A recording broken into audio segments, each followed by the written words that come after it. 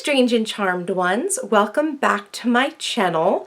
Today I've got a highly requested video for you guys that's all about how I undertake project planning and goal tracking. So this is going to be a video about my process and how I sort of brainstorm and figure out my projects for my life, and alternately as well how I like to set my goals and actually track them for the year. Since this is the beginning of January, it is resolution season, and if you guys have not yet checked out my free resolution a day printable for your Filofax, I will go ahead and link that down below. But like I said, it's resolution time. A lot of people are starting to set their goals for the year, sort of organize their projects for the year, so I thought this would be an excellent time to walk you through my process and how I undergo project planning. Okay, so before this video actually starts, I have one bit of big news, and that is, I believe it was on New Year's Eve, I actually hit a very important milestone for me. I actually hit 10,000 subscribers on YouTube, and that's because of you guys. So everyone, round of applause. I'm so ridiculously excited at how fast this channel seems to be growing. I mean, it was just at the end of July that I hit 5,000, and I know I kind of issued that challenge to you guys, get me to 10,000. All you have to do is have one friend subscribe. If all 5,000 of you had gotten one person to subscribe, I would have 10,000 subscribers. And I guess you guys did that, because now I'm even over 10,000. I think I'm like at 10.5 right now. Really nearing in on 11,000 subscribers. So thank you guys so much for that. I'm so happy about that. And I really do think that that's really a reflection on you guys and the community that I have on this channel and how wonderful you guys are to me. And I'm just so thrilled with your participation. And I really do care about, and I'm really literally obsessed with each and every one of you. So thank you guys so much. So as sort of a treat for 10,000 subscribers, I thought, maybe I could change my channel up a bit. And I thought, it would be good. Maybe I should bring in a co-host for my videos. So you guys, if you guys like that idea, give this video a thumbs up, and you are about to meet my new co-host for my videos. Okay, here he is. Here is my new little co-host. This is my new little puppy Yorkie. His name is Starbuck, and he's going to be my co-host for my videos. Hey, Starbuck, can you look over there at the camera? Do you see it? Do you see the camera? Yeah, do you see it? He's very confused. He's like, why is there a bright light? Why is this going on? Who is my mommy talking to? She's a little confusing sometimes. Yep, but you're my little co-host? Are you my little co-host, dude? He's so sweet. He's just, look at him. He's licking my hand. He's just like, whatever you say, Mom. Maybe I want to sit down now? Okay, I'll let you sit back down. Okay, you guys, so obviously my puppy isn't going to be my co-host, but I just had to show him to you guys because I'm obsessed with him. Obviously, I got a puppy. If you guys are following me on Instagram, you would have already seen the picture I posted of him a few days after we got him. And things have been really sort of hectic around here, kind of adjusting to a new puppy, but it's very exciting, and he's such a good little boy, and he's so sweet. And his name is Starbuck, not to be confused with Starbucks coffee. The name Starbuck is actually a reference to Battlestar Galactica, if there's any Battlestar Galactica geeks out there. So yeah, he is Starbuck, and he is adorable. And I just wanted to show him to you guys as like a little treat for 10,000 subscribers. I'm sure he may pop up in other videos, but he's not really going to be a co-host unless you hear some barking in the background of a video, which I'll try to keep down to a minimum. Okay, so now back to the subject of this video, which is how I do my project planning and goal tracking. As I've mentioned in a previous video, I do all of my project planning and yearly goal tracking in my personal size Filofax. And I do have a dedicated set of inserts that actually come from my shop that actually help me with my process. But before I ever get into my Filofax, there are a number of steps that I take before things actually go into my Filofax, because I consider my Filofax to be the place that sort of houses and sort of corrals my final project ideas and my final goals. So before I show you guys inside of my Filofax and actually give you an overview of the inserts and my process for project planning, let's go ahead and quickly review the steps that I take before the Filofax even comes into play. Okay, so what exactly is project planning and goal tracking?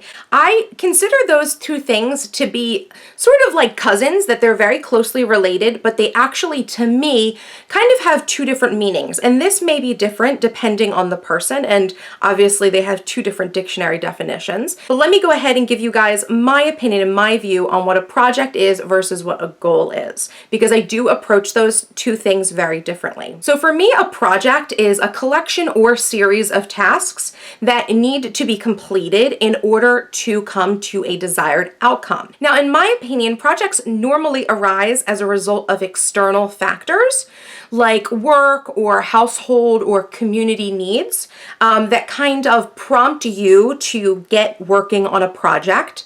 But basically, the idea is that projects are things that come to you from an external source. I think that a lot of people approach projects with a lot of pressure or feel a lot of stress to complete these tasks that they have set up in a project, usually because someone other than ourselves is counting on the completion of that project. Now, on the other hand, to me, goals are something that we work towards with the expectation or the desire to actually accomplish them. And for me, I always think that goals are really internally driven. So they're things that you want to do yourself, either because you want to change something or because you want to accomplish a certain task or get to a certain place in your life. And because goals tend to be internally driven, it's my opinion that I think a lot of times people put them on the back burner, or they don't always take them so seriously because no one else is usually relying on you, reaching a certain goal for yourself. So I think that because of that, a lot of times people have a hard time achieving their goals, as opposed to projects which they might finish. Goals sometimes, and resolutions sometimes just remain unfinished and unaccomplished because I think we don't think of them the same way we think of projects, that they are real legitimate tasks that actually have real action steps associated with them that really need to be planned out and tracked the same way a project does. So although I do see projects and goals as two different things, I do believe that they need to be approached with a very similar planning system in order to really organize your ideas and your actions and really see them through to completion. So really the first step in my project planning and goal tracking process starts with brainstorming. Okay, and brainstorming is much different than another term that is very similar, which is brain dumping. I know a lot of us hear about brain dumping or doing a mental download. Brainstorming and brain dumping are two different things, almost two different sides of a very similar coin. When it comes to brain dumping, I believe that brain dumps are literally exactly how they sound. You are literally removing information from your brain onto paper so that you can refer back to that information later, so that your mind doesn't have to keep all those ideas in storage in your brain the way a computer hard drive may store information. So brain dumping to me is actually the opposite of brainstorming, and that's actually the act of opening your mind up so that you can populate ideas and create them instead of just transferring current ideas that are being held in your memory down onto paper. Now, obviously, part of brainstorming is transferring those ideas that you populate in your mind onto paper, but of course, with brainstorming, there is an entire process that I use in order to help me brainstorm. Now, the first thing that I do to help me brainstorm is I will define a problem. Ask yourself what it is that you're trying to accomplish, or what is it that you're trying to solve? Is there something that's going on in your life or in your work or in your house that needs fixing, or really needs to be brought up to par for you? So when you're defining your problem, you really have to get really specific. And I like to ask myself, all the who, what, where, when, why, and how of the problem, so I can really get to the root of what's going on and really open my mind up to all the possibilities and all the angles from which the problem can be approached. Another thing I like to do when I'm brainstorming is to envision the final result. And that means that I will, in my mind, picture what the best possible outcome is to that project, right? So whatever the ideal is, even if you think it's not necessarily something you can accomplish, What is the ideal? Because you want to know what you're looking for, and you need to know what the actual ideal is that you're reaching for. So once you get there, when you're project planning and doing all of your tasks for your project, you understand that you've actually accomplished the thing that you were trying to solve or trying to accomplish in your mind. Now, a great way to do this sort of envisioning outcomes is to create something like a vision board. And you can actually create one of those by, collecting different pictures and images and words and actually creating like a collage. A lot of times people create mood boards when they're doing different design projects or creating projects for work or in their home.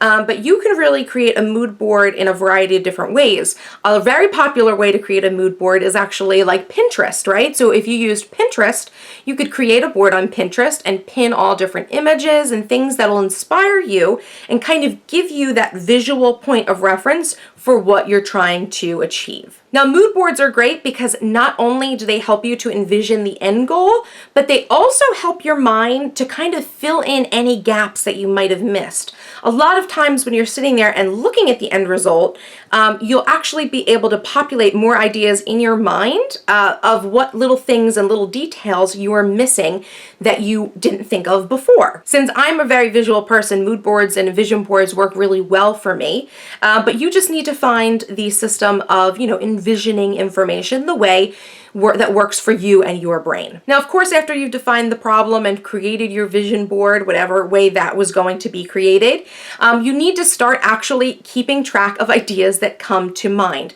no matter how small or how insignificant or how off or wrong they might feel. You need to start keeping track of everything that comes to mind. Now, when it comes to this point of actually writing down and recording your ideas, I always think that it's best to work with sticky notes or individual pieces of paper or index cards.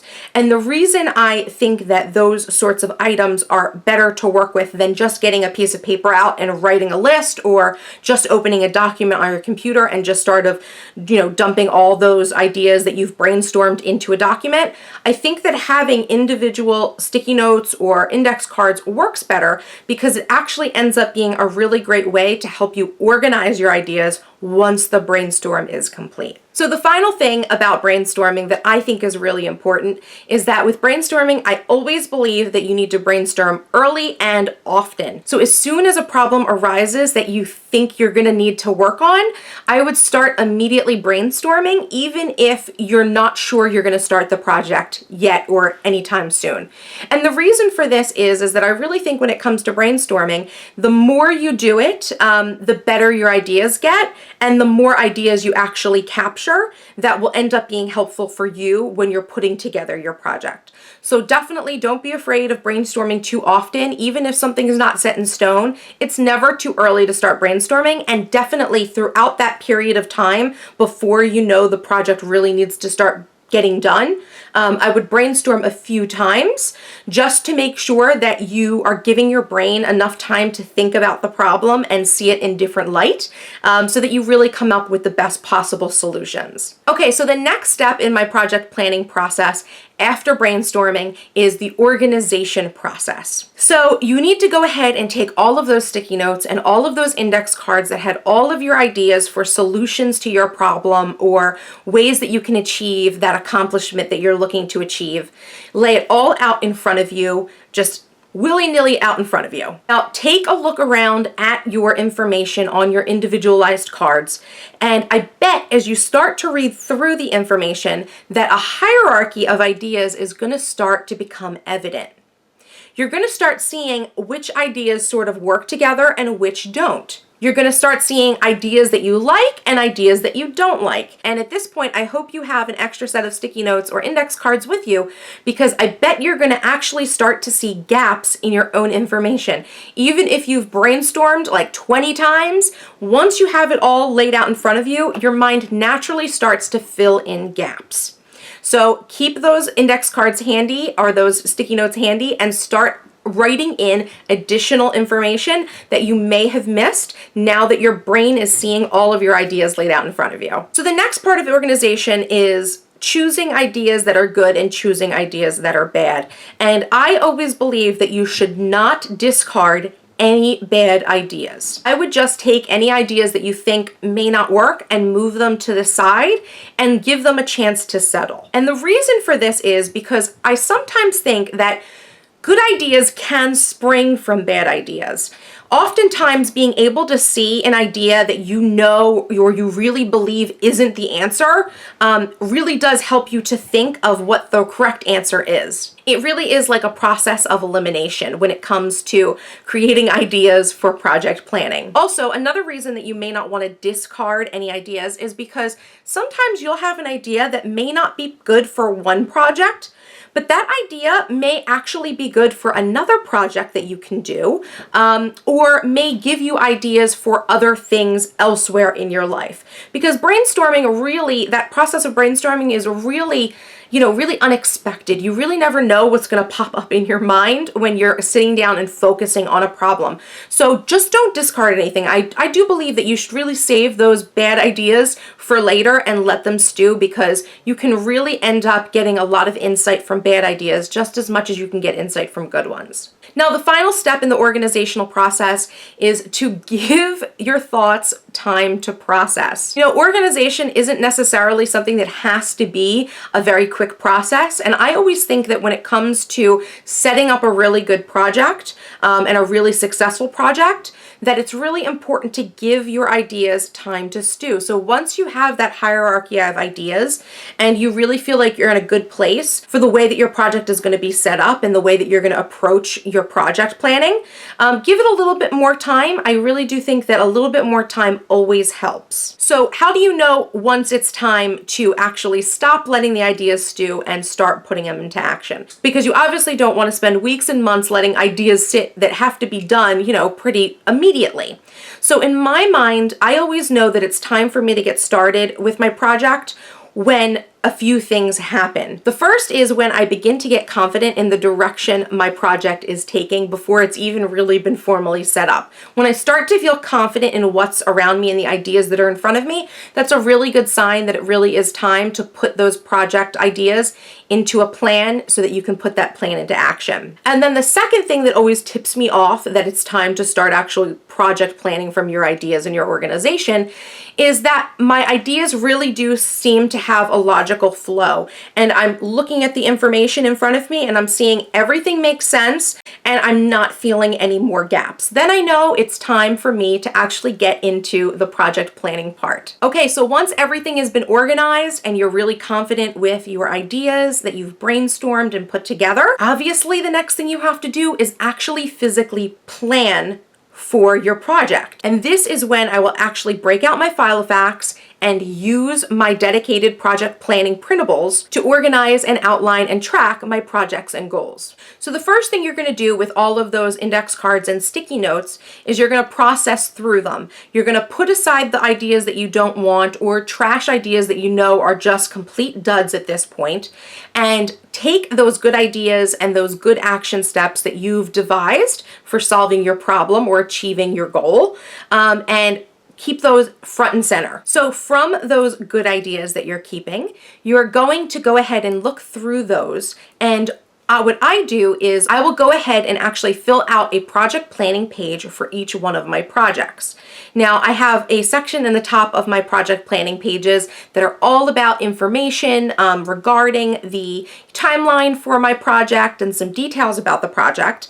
But more importantly is the action step list that I have, an actual task list in my project planning page that I need to fill out with actual actionable items. So for every idea or solution that I've written out on a sticky note or an index card, I will go ahead and start arranging those ideas and putting them in sort of a chronological order in my tasks list. And as I do this, I will also make a note of any deadlines or time frames that certain action steps need to be taken within. So you really need to ask yourself, as you see an idea or you see a concept that you're going to work with your project on, ask yourself, how long will this item or task take? And is there a specific time that I have to have it done by in order to keep the flow of this project moving? So I will just list out all of those action steps with their logical process and their their time frames, and I'll put them on that project planning page.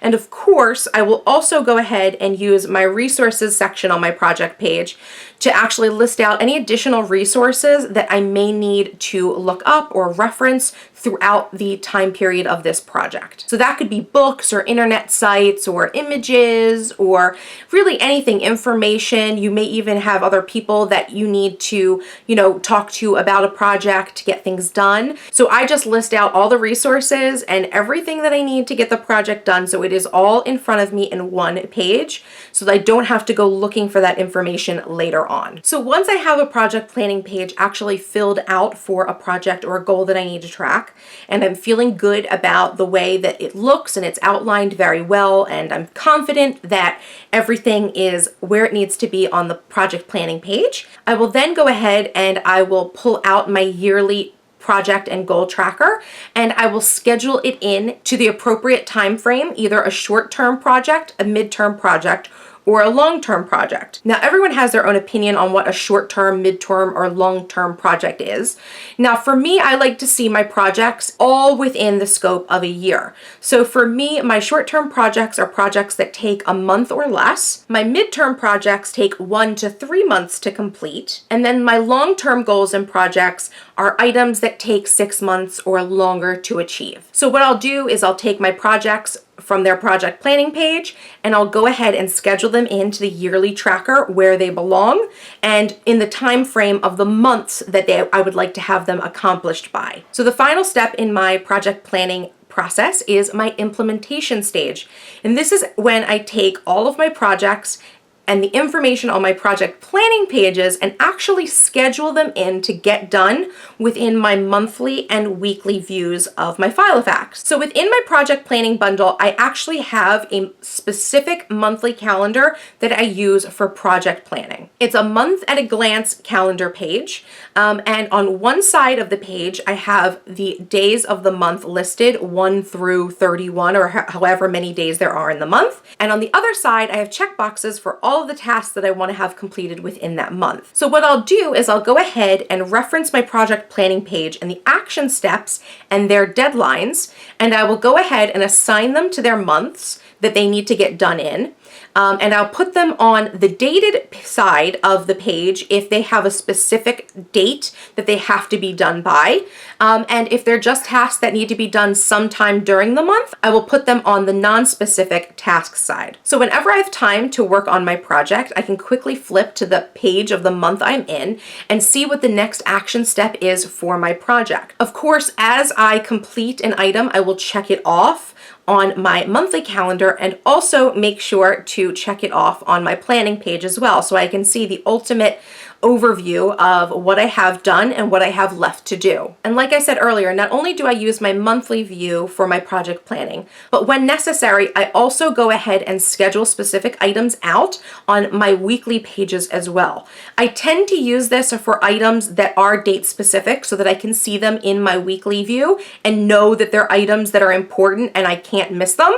Or if I'm just doing some general planning for the week and I know I want to schedule out some time to work on my project, I'll also go ahead and transfer items from my monthly page to the weekly page, just so I know what it is that I was trying to accomplish during that time frame. So that's it. That is a complete overview of my project planning and goal tracking process. I know I mentioned a couple of different inserts throughout this video that are available for sale up on my shop, so I will go ahead and make sure to link to those down below so that you guys can get an idea and take a look at those project planning pages and see if it's something that would work for you as well. I know I went into a lot of detail in this video, you guys, and it was a little bit of a lecture style for me, which is not always my favorite style of video, but it was the best way for me to convey all of this information because I feel like it is a lot of information, and yet I know I'm condensing this down into a relatively short video. So if you guys have any questions whatsoever on my project planning process or my goal tracking process,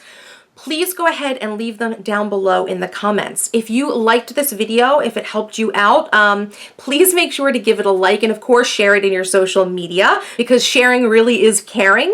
So if you guys are really happy with this video, please make sure to share it out so that more people can enjoy it and come to me and my channel. And of course, if you are not yet subscribed to my channel, go ahead and click that subscribe button for more awesome videos by me.